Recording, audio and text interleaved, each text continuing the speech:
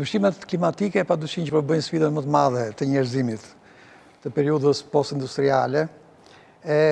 Klifmat e para të kësaj krize u ndjen që në vitet 1970-1980, ku shkencëtarët e parë dhanë pikërisht alarmin që kujdes se i kemi arritur në një periudhë kritike dhe nëse nuk marrim masa, të tjerë do të na akuzojnë që pse nuk bëm. Në fakt jemi sot rreth 50-60 vite më mbrapa dhe profecia atyre ka dalë. Sot mbar bota përballet me ato që quhen kapriçot e klimës apo ndryshimet e paparashikuara të klimës, të cilat prekin si vendet e zhvilluara ashtu edhe vendet pa zhvilluara.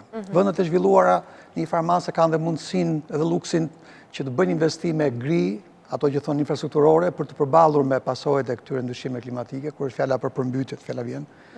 Ndërkohë që vendet e varfra janë në mëshirë të fatit dhe përgjithsisht qeveritja ka lënë duke thënë fatkeqësi natyrore, sepse kjo gjetur formula magjike për të hedhur njëran dhe pastaj për të pritur sinën e ardhshme me mendimin që ndoshta s'ka për të qenë më keq se kaq.